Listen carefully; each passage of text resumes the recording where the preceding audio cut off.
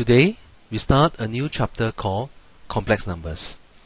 While the concept of complex numbers have been around for a few hundred years, it is still probably going to sound strange and new to you.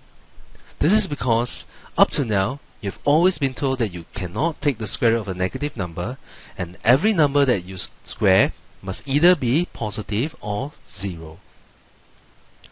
Mathematicians in the 16th century invented this fictitious number called I equals to square root minus 1 to help them solve equations with no real roots.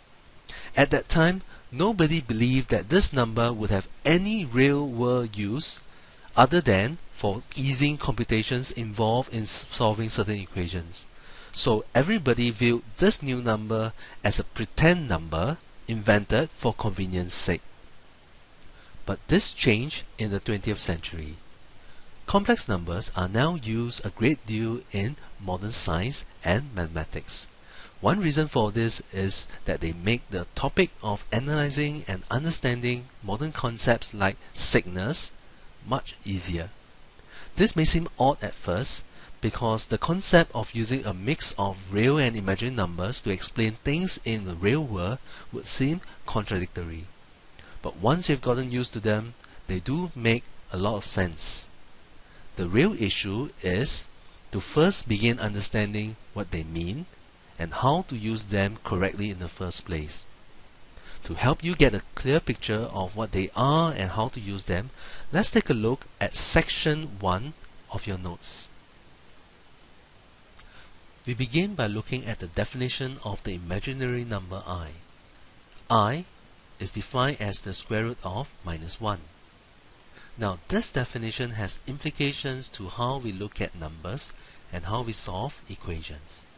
For example, we can now take the square root of a negative number. Square root minus 4 in your notes can be rewritten as square root 4 times minus 1. And by rewriting the entire expression as square root 4 times square root minus 1, this becomes 2i. Likewise, I can take square root of minus 3 to get square root 3 times minus 1 equals to square root 3 times I. Square root minus 12 can also be rewritten as square root 4 times 3 times minus 1 to give you 2 square root 3 I.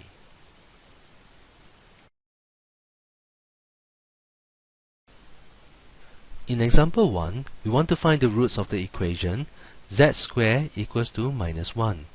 Now the thing to remember here is, we can now say that square root minus 1 is a number.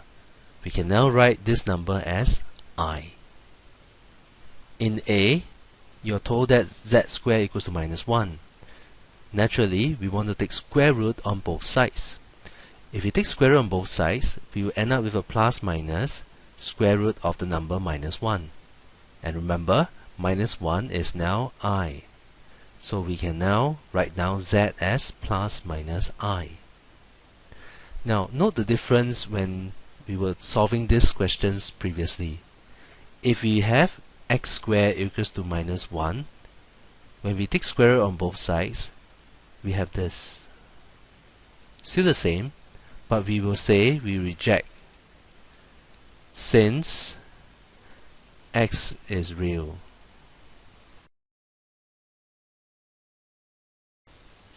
For b, we want to find the roots of this equation 2z squared minus 2z plus 3 equals to 0.